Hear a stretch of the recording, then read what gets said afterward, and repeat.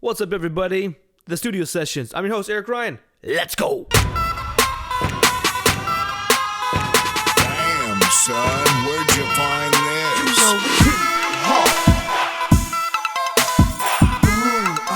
Well, today's a very special episode of the Studio Sessions podcast. I got my lovely wife, Keila McGahee, here. Hello, hello. How you doing, Keila? We'll be better when our daughter goes to bed. Yeah, it's going to be really nice. Today was kind of a little bit of a shit show with the kids. I'd say so. Yeah. So, Keila, the reason I have you on this podcast today is I want to talk about what I like to call, or we like to call, chaos. Exactly. How we manage it. A lot of people have been asking for so many years about how we manage it and how we do life with the businesses we have, 3 kids, and just life in general. Everybody's like, we seem to be perfectly happy. But, you know, there's a lot that goes on. Yeah. But before we get into that. Oh, I know what you're doing. What am I going to do? I watched last week's show. Okay. Rapid fire. Yeah, but the rapid fire questions for you. So, I'm going to come up with some rapid fire questions off the cuff. You got to go. Okay. What do you got going on here? Go ahead. Okay. So, favorite place to vacation? Eric, what would you say my favorite place to vacation is? Why are you doing like that? Mm-hmm. Okay. I'm going to say Nashville. What is it? Mexico. Ah, come on. Nashville's not really a vacation to me. It's like home. All right. That's where our other family is. That's not really a vacation. All right. That's just where we're going to live someday. Get there. Wrong. All right. Sweet or savory? What would you say? I'm going to say sweet. Every day. All day long. All right. Even though I did give up sugar like 3 months ago. You did. You're doing the keto thing. I love it. Pull the mic down a little bit there for me. Perfect. How's that? That was good. Okay. All right. Ready for the next one? Yep. Red wine or rosé? What do you think? Man, I was thinking about this one. Let me think. I'm going to go rosé. Red. God damn it. Eric, come on. I swear we know each other. This is starting off very well. All right. Favorite genre of music? Number 4. Country.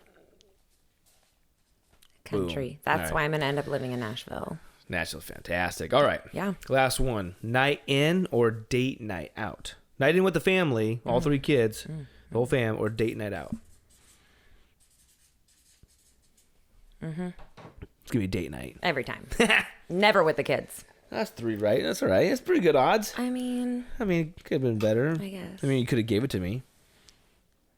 Not like that. Dirty bird. So anyway, for the people that don't know you, Keila, give us a little backstory about yourself. Quick backstory about yourself. Quick backstory. I am born and raised Tacoma, Washington. Right? Divorced and remarried. Franklin Pierce Cardinal. Beauty school at Jean Juarez Academy, GJA, AOB2 in Federal Way. I don't know what that means. I know you don't, but my girls do. Okay. I opened a salon about 6 years ago-ish. 7 years ago, maybe. I don't even know how long it's been anymore. And then been doing hair for 15 years. Good. 3 kids. Wife. Married to this fucking handsome man. Yeah. That's right. So, well, that's good. Nice little brief for the people that don't know you. So, with that, I'm going to give everybody the whole story about this whole situation in this episode called Managing Chaos. So, how I met you initially was in December of 2012. You were sitting at the bar at the Matador with your girlfriends after work. I was coming on to work because I worked at the bar, at the office. And I remember always seeing you for a long time. And I remember this platinum blonde hair, pixie cut girl. And I was like, man, she stood out of the fucking crowd. Was that the night when you were there with Jared? No, this is a different Did I night. see you that night? No, Or you did not. Okay. No. I spied on you from afar. Oh, gross. That's weird. Straight creeper. Okay. No. So, but you had a boyfriend at the time when I first initially saw you, 6 months prior. Okay. And then December is when I initially saw you. And then a couple weeks later, late December, is when I was with Jared. I was with Kelsey. You were. And then finally got them, because I didn't want to talk to you. You're intimidating because out of everybody in the whole bar, you're the only person look different. Bright red lipstick. Always. Pixie hair. Loud as hell. Just laughing, drinking wine, doing your thing. And finally. Loud as hell. That hasn't changed. We'll leave that up to speculation. That's actually true, though. So, anyway, so I meet you, and then Jared's with me, and then we go from there, and he strikes up a conversation with Kelsey. I have to end up going to work because I start my shift at 6. So they're chatting it up, and I remember thinking, looking over, being like, oh, damn it, there she is. But I just didn't have the courage to come talk to you. And then I go to the bar to go work. And then I remember Jared was like, I'm going to go hang out with my roommate. Do you guys want to go? And I was like, hell no, I'm going home. And Kelsey was like, please. So we followed. Then you walked in, and I would end up changing the cake. They did their thing. And I remember standing up from changing the cake, changing the tap, looking up, and you were right there. And I just immediately hi, Eric McGahee. Yeah, you did. Wink and smile. Yeah, you did. You winked and smiled. I did. You sure did. Did that whole thing. And from there, I was like, man, this girl's just bomb, beautiful. But I want to be real with everybody to let people know that, like, it was so much different then. Because I was a bartender. Yeah. I like to have fun. You know, everybody, I feel like, knows what that means. And I had just started a business and had a 4-year-old at home. Yeah. And I rarely went out at that point, and I was not looking for a relationship, especially with a bartender. Yeah. And then when you found out I was in a band, then it was game over. Just like, not happening. No bartender, no band guy, no nothing like Not this. interested. Been through this whole life. My life is my life is good where I'm at that time. Don't call me, I'll call you. That's was my motto. Yep. I remember going through our also 2 Facebook Messenger messages and seeing like me just really trying really hard to get you to even talk to me, and you were sorry. like, "Couple, it's all right. Look where I'm at now. We're married." Like, yeah, I wasn't interested. No, you were not. Blew me off, and 1-2 words replies back and stuff like that. And eventually, I was just like, "Can I just get your number?" And we went from there. No, I think what you actually said was, "Are we gonna keep playing MySpace, or can I get your number?" Oh yeah, that's all we did. Was just like messaging and stuff. And then that happened, and then come January, late January, you talked me into having a beer with you. I did. And you wanted to really see, though, because you went on vacation. I think this is the really telltale sign of the start of our relationship, and is when Pink Beat had a show. So I met you. I remember you hit me up on, you must have saw my Facebook post or something, knowing I was leaving for Mexico that weekend. And I basically said, I have no kid. What's going on tonight? And you were like, hey, meet me for a beer. It's really like non-committal. I have to go to work anyways. So I did.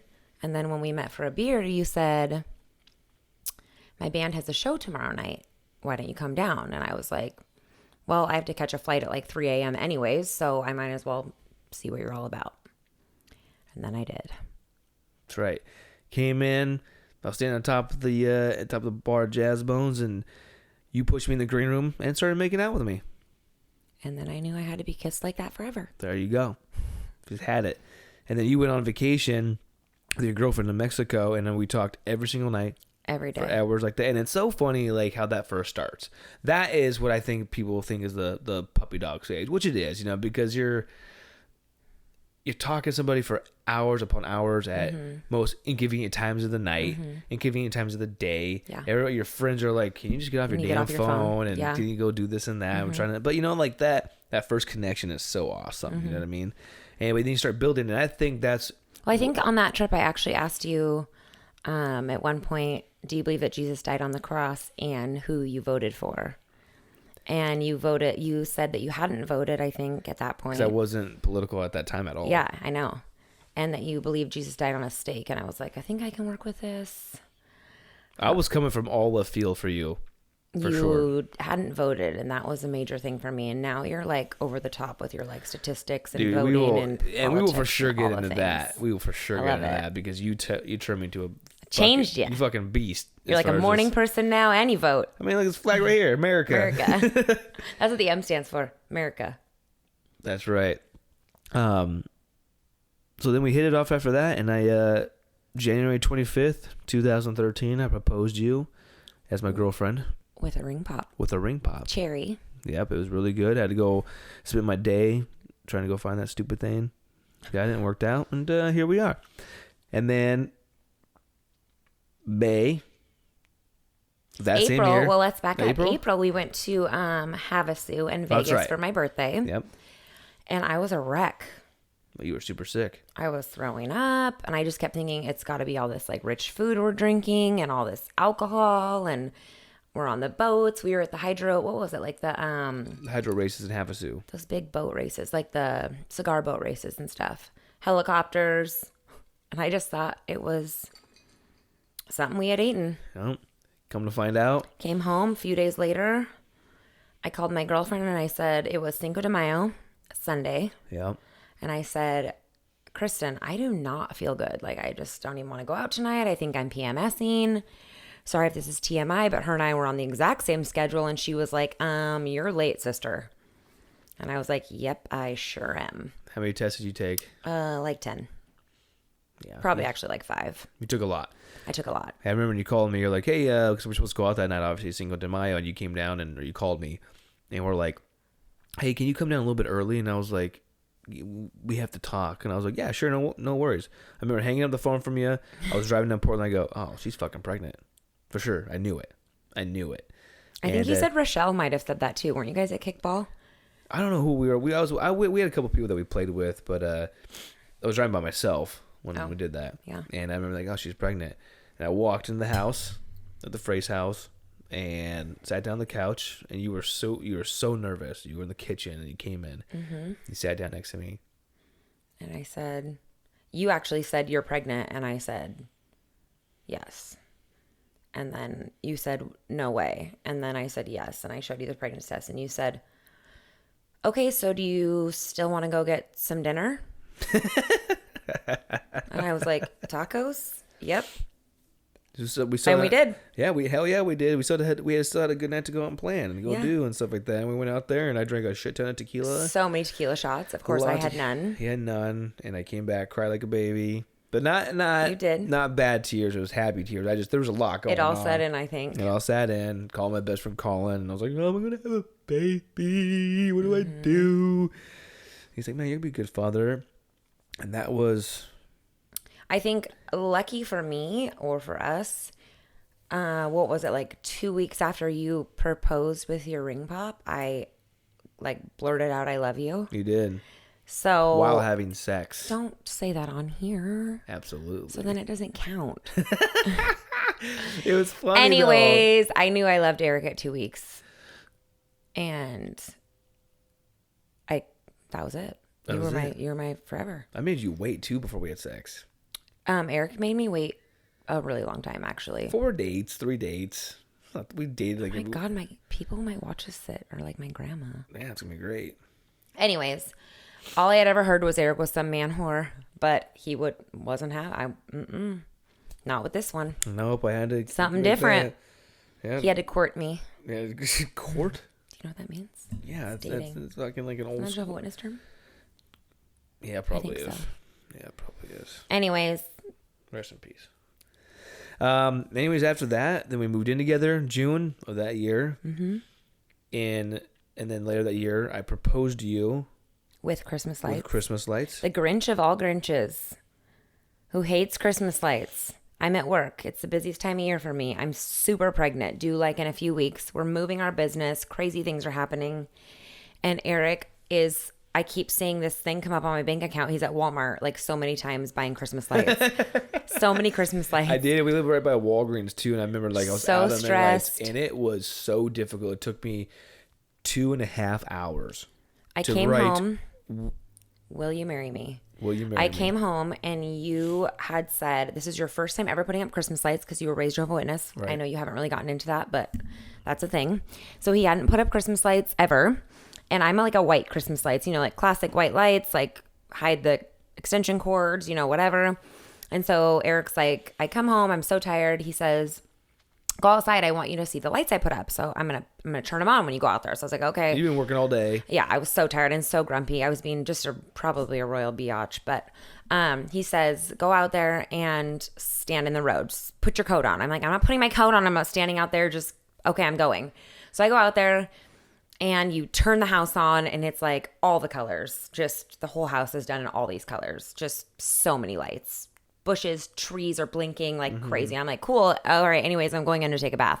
And you're like, no, I did the backyard too. And I was like, oh, this guy. This Jehovah's Witness who the does hell- not know how to do Christmas lights. who the hell does the puts back- up Christmas lights in their backyard? Backyard, yeah. Okay, my husband. I'm going to humor him. So I go in the backyard and he hands me. Boyfriend, but husband now. Hands me like what's a power surge, like a power strip. Power, yeah. And it's pitch black back there. And you told me to turn it on. And so I flip the switch and the fence says, Willie, marry me. And I'm like, what does this say? It was in cursive and it said, Will with a U, marry me. And I like look over and there's nobody there because it was pitch black and you were on your knee and I couldn't see you there. I had that ring out. You did. The ring that you wanted. Mm-hmm. I remember spending like, I think the ring cost me $600 or something like that. It was just And I didn't have a lot of money then at the Yep. time. And I just remember spending like all that money and like it's so hard to plan. and I had found that ring on Pinterest. And I remember like Etsy. a week before, or Etsy, yeah. Yeah. A week before, it was a Morganite. A week before, I had seen that somebody had bought it. I had it pinned and I loved it. And it said sold. And so I called my friend Shay and I was like, some asshole bought my ring. It was you. I was the asshole. You were. It was, and it was in cursive because, I had to Christmas lights. everything. Yeah. God, that was a lot of work. And since then, you're like the king of Christmas and Christmas lights. I do really like the lights. You're so good at it. I like them. Mm-hmm. So, and then the following year, we got married in Nashville. Well, Cassie was born And the cat, in January. My son was born. He was born in January, and then there goes that, and we got married in Nashville. That was awesome. At my dad's place, which is really awesome. My dad and Lisa's place, and then we had our good friend Ty Rev No Pants Reverend No Pants. officiated us. That was a Mm-hmm. really fun time. Came back, had a reception here, so that other friends could enjoy that. Mm-hmm. And That was then- back when like Gatsby wasn't a theme yet that everyone was doing. No, we did the Gatsby Now everyone's theme. doing it, but it was super really fun. cool. It was a lot Yeah. of fun. And then that was the year or maybe it was before Cash was born. Let's talk about that, actually the business side now. Okay. So we got into that. So right before Cash was born, we got basically a notice that we had to relocate our business. Because at the time you were running the salon, London salon, with only a few girls. Yeah, there was 8 of us. When we first started dating, there wasn't that many of you. I think, yeah. let There was the- like 7 or 8. Yeah. And then I would come every once in a while. Hey, babe, can you change the lights? You do this. You do like some minuscule things. And then remember, you're bringing me on as a manager because you need help, getting toilet paper and changing the lights and then picking up the hair, all that kind of stuff that you couldn't do or dropping off laundry, And I remember sitting down and had that meeting with the girls and looking around being like, Yeah. Eric's boyfriend or Keila's boyfriend's going to be doing all the lights and the hair. He's our manager. Cool. Looks weird. And then a couple months later, you got the notice we got evicted. Building was bought by somebody else. They said, get the hell out. Yeah, they sold it and they were going to make it into something else. Yeah. So we had a couple months to buy, renovate a brand new salon. Yeah. And that happened all while pregnant. Yeah. We are 9 months in. I think we got the notice in August and we moved the week of Thanksgiving. We did. Shut down for a total of a month, I think. Or 2 months. I don't even, no, we didn't shut down, babe. Remember? We stayed at, we only shut down for a week, I think. Oh, I mean, the girls didn't work at actual salon for about a month. We gave them that notice. I remember doing that and just, hey, prepare for this. We're going to get this dialed Moving in. over. I don't even remember. I don't feel like it was, who could not work for a month? I don't know. It was It's a been lot. like 5 or 6 years, I mean- 5 years, but And all of this going on, we're together for like 10 months. yeah. And I was like literally about to have a baby. Yep. Any second. Crazy. Yeah. So started off the next year. Like I said, we got married, did our thing. And then and then we decided for me to stay at home. Yeah. Quit working the bar. Yep. Because coming home to the bar late at night wasn't really conducive to family life Not whatsoever. At all. Nope. And it was just the decision to make because we had already started, and against common belief, we started sharing bank accounts. course. We started sharing pretty much everything. Our life was already together. I mean, literally 5 months in our relationship. So 2 weeks in, we're saying I love you. 5 months later, we're pregnant. 6 months in, we're moving in together. 9 months in, we're starting a business together. Another section of it. 1 year and we had a baby. Yeah. Got engaged And the you same year. were drunk when he was born. Yes, I was. Or super hungover. It was after a I was Pink Beach show. It was after Pink Beach. Well, I was hungover. I had the pregnancy scare on New Year's 13 going into 14. That's right. Like the delivery, you mean? The delivery. Going to labor, yeah. So hungover. And then after the Pink Beach show from January 4th into the 5th, your water broke as soon as we got home. Got home from the show. It's 12:30. I'm on time. I thought a champagne bottle had popped. I thought you and Compton were popping champagne.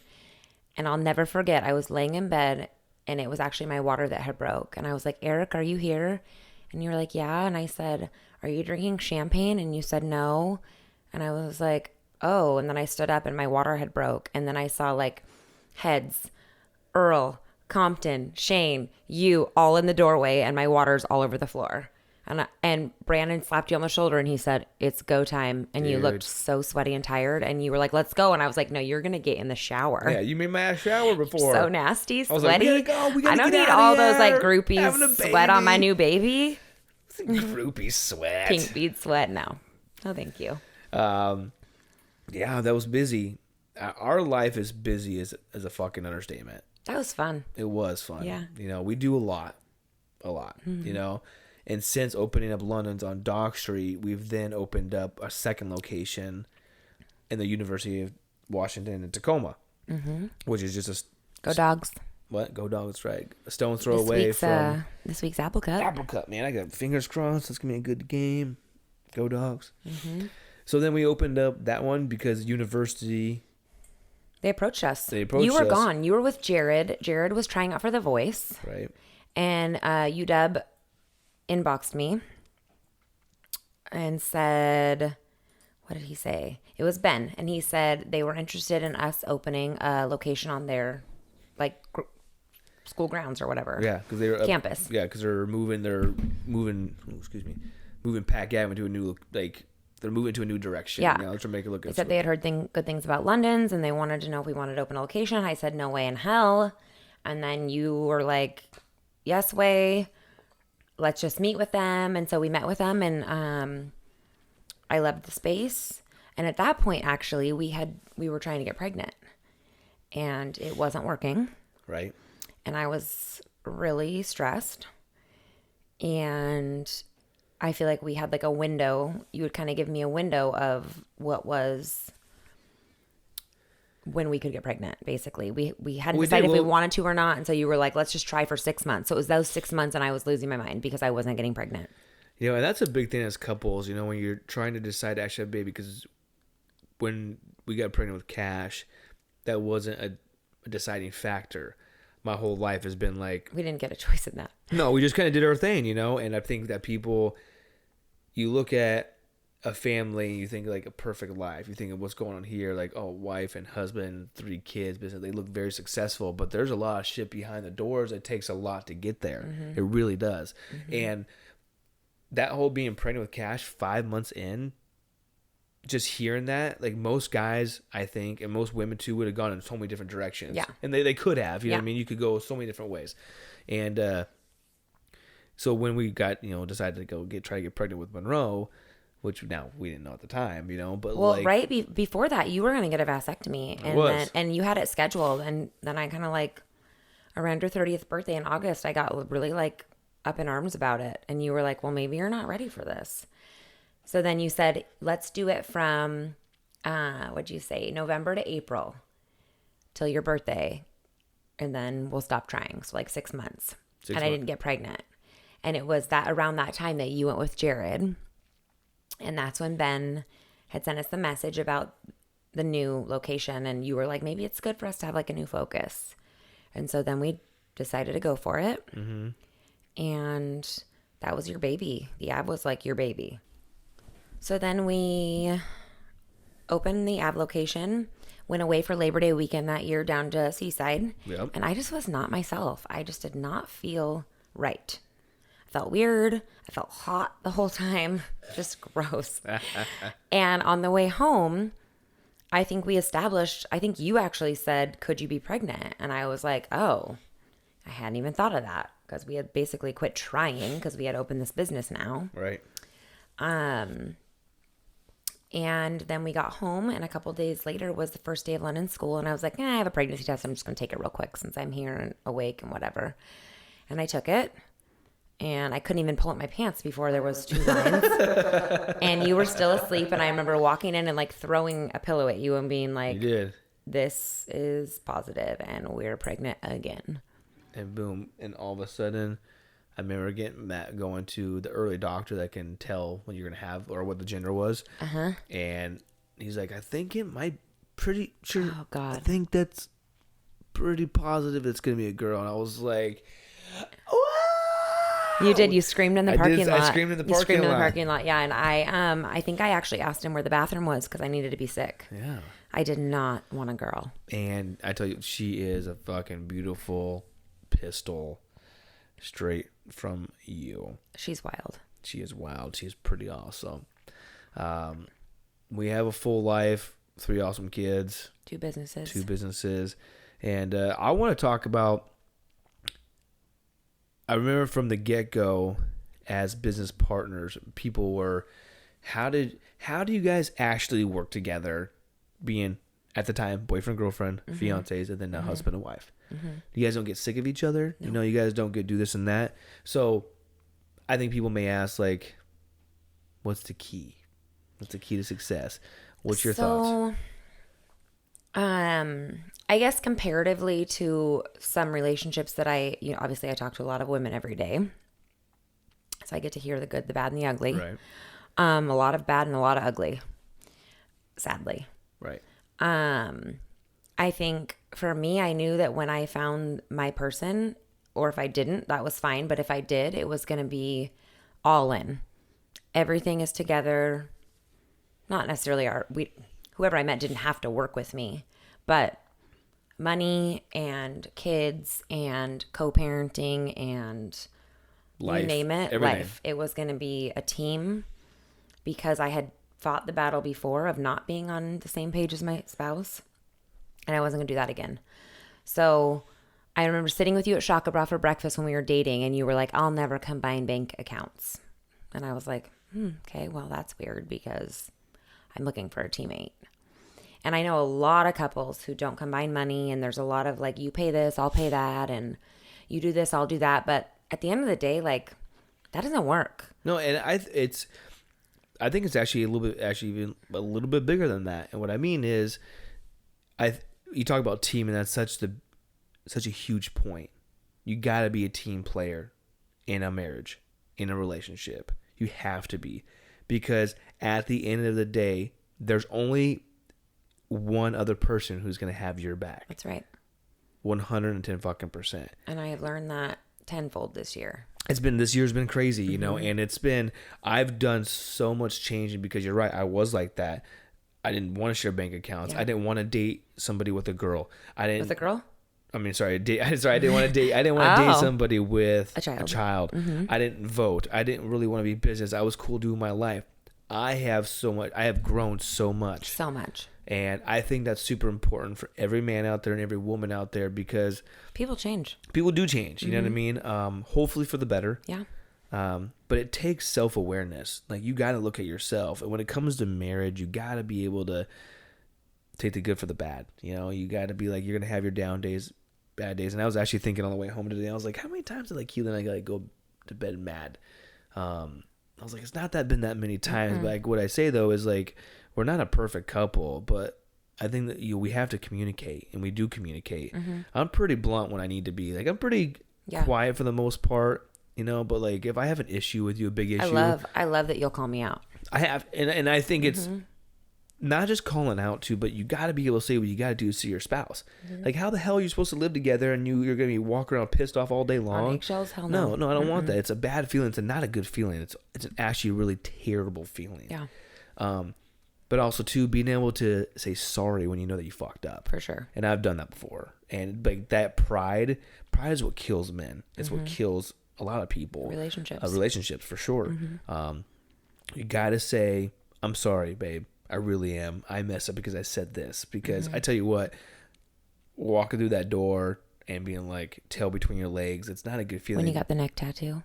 Oh my God, this neck tattoo, man, that was bad. Yeah. I was just like, if I'm doing what I want. I was not happy about that. So we go on. So with that, I think it's important, you know, and it's constant reminders. You know what I mean? Like humbling yourself is super big, and letting people know that you care about the other person so much. I mean, bigger than just like saying I love you every night. Totally. Like going above and beyond, and also too, love languages. For sure, love languages. Eric's love language is touch. Oh yeah. We can be in like a knockdown drag out, which I say that, but we don't really have knockdown drag outs. That I've had only maybe like one of those, and she almost destroyed my studio. So what's the different story? That wasn't with me. It was definitely not with you. Oh, I'm like, I don't think we ever had that. Okay. Not with us, no.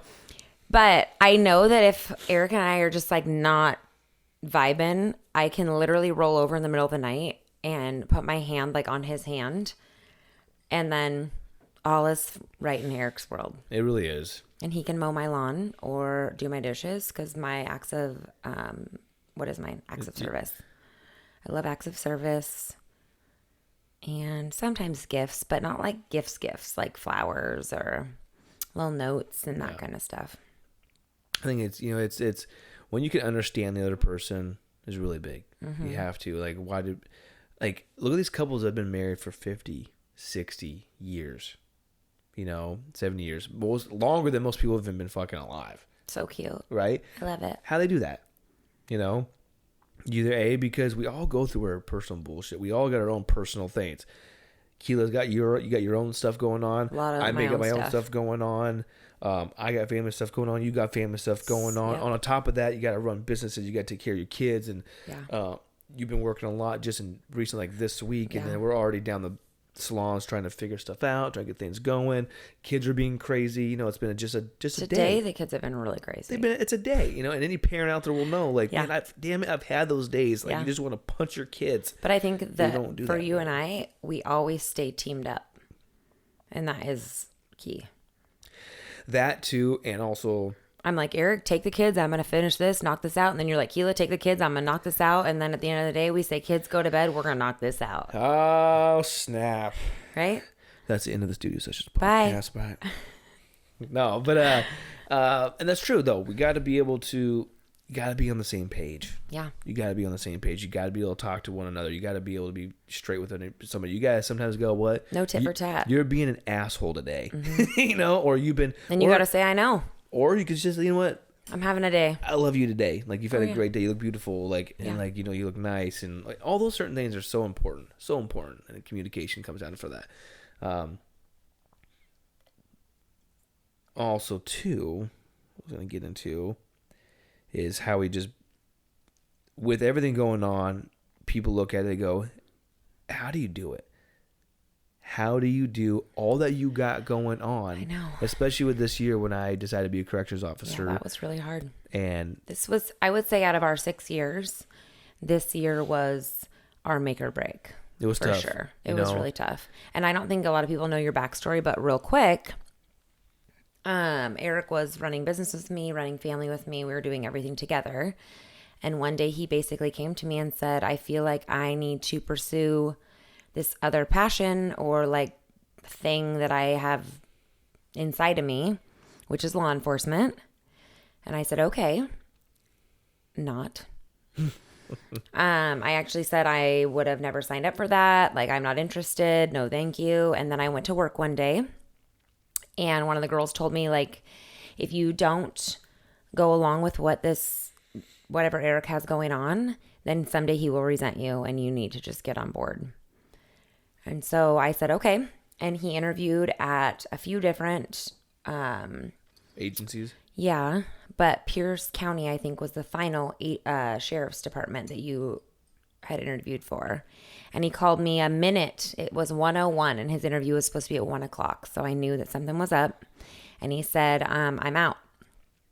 They don't want hand tattoos. And at that point, I was so angry, even though I didn't want you to be in law enforcement, that I was like, no, you will be in law enforcement because you screw totally- this. Like, you were going for it because you that turned is it messed away. up.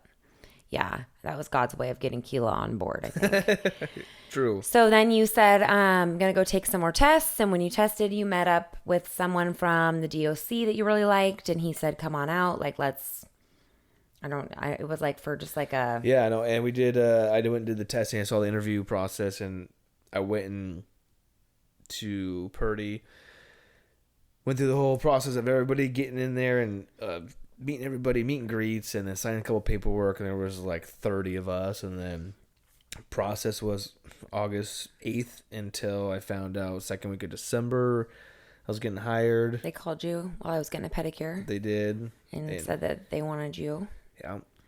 And I was like, oh my God, do you know what this means? This means I'm going to be on my own with kids and work and everything. It definitely changed because January of 2018, so this year, started the academy, and then that was Your very first day of academy, Monroe poured an entire box of Cocoa Puffs across our floor at like 5 a.m. And I was She like, was this hungry. is going to be game over because I don't think I can do this. She just wanted a fucking bowl of cereal.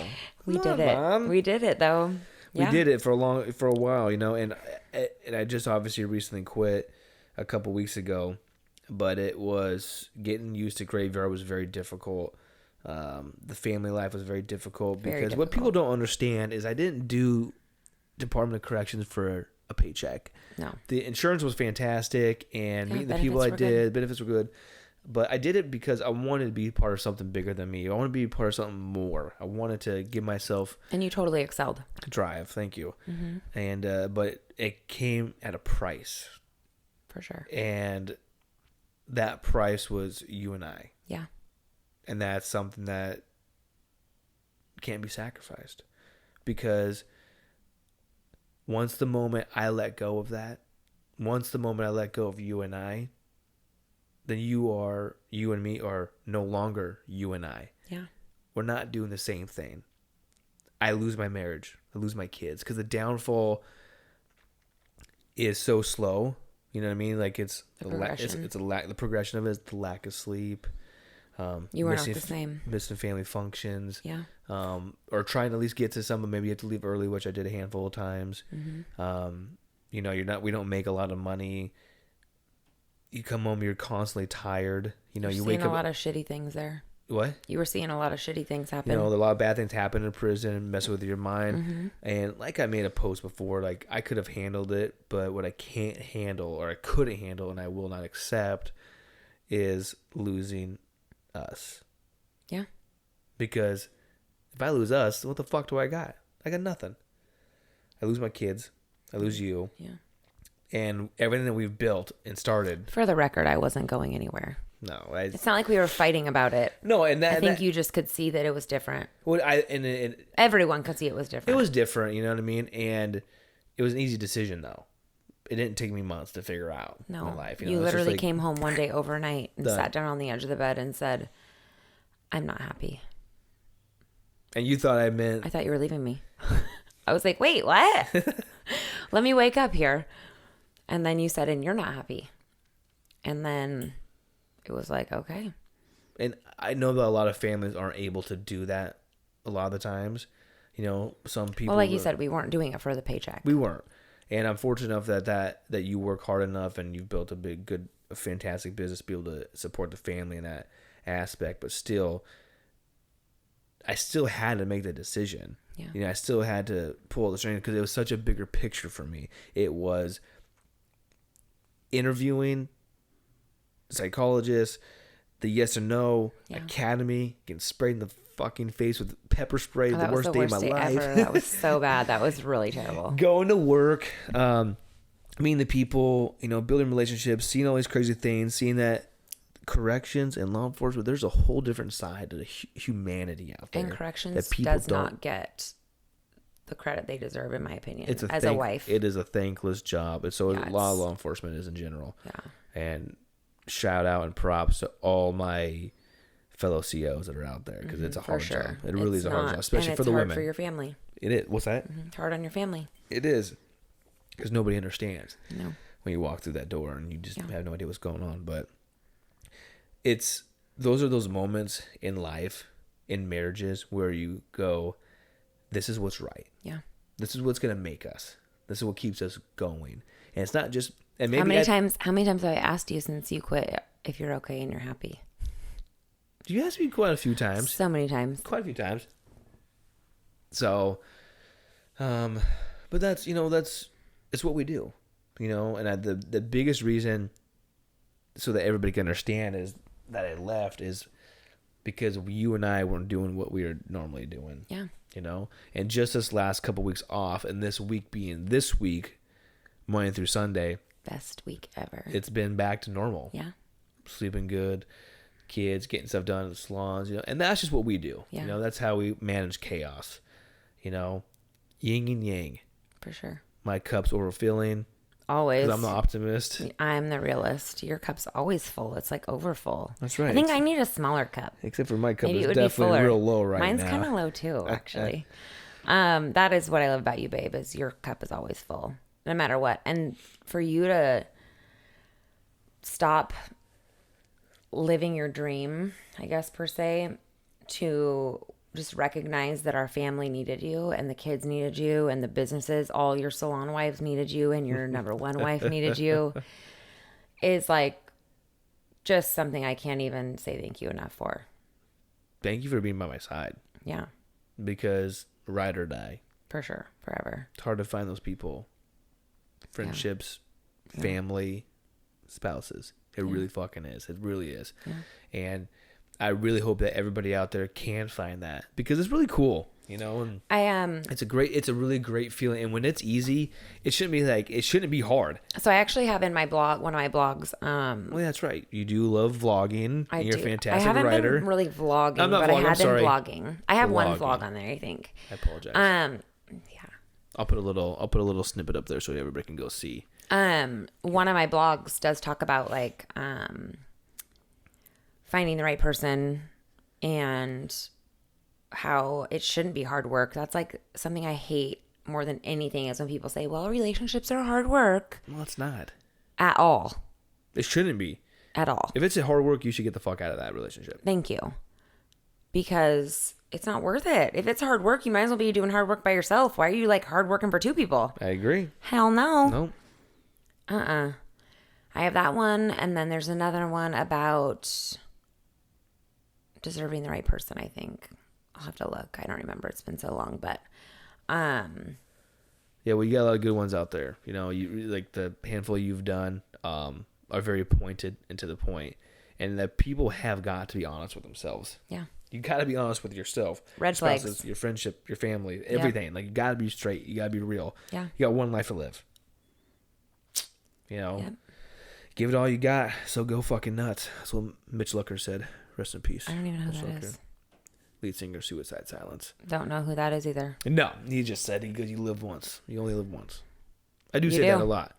But you got to, it's just important, I want to be, like I said, on my deathbed and be happy, look back at memories with the family, Yeah. do what I need to do. And I've definitely taken steps throughout my life, and recently, definitely within the last couple of years, and especially this year, to reach out to the ones that I haven't got to talk too much, because it is important, Yeah. but you got to be able to take care of your own. And for me, And take care of yourself. and take care of yourself. And for me, though, my 5. 5. It was what I got to focus on first. Big 5. And That's it. super important that every husband should be doing. Every husband should be doing. Every wife should be doing. Yep. Looking out for their own. And it doesn't matter. It doesn't matter who's,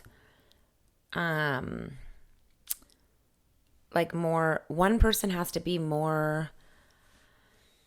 Sometimes someone has to fall back while the other person Takes the reins. takes the lead. Yeah. And for us right now, I'm gonna take the lead while you fall back, which means actually you're like holding me up the whole time.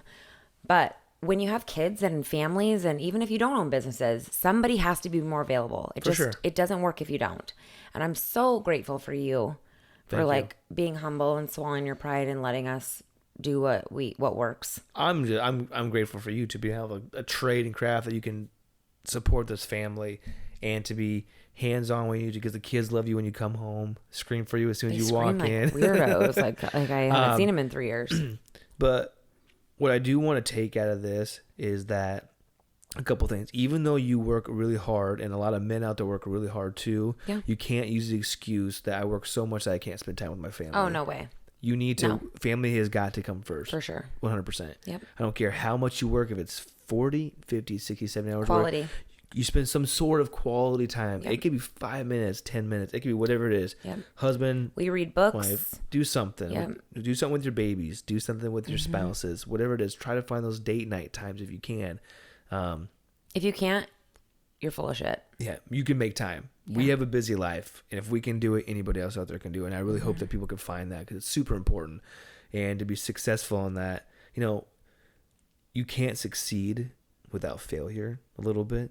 You got to be able to, you got to try yourself. This year has made me put everything in perspective.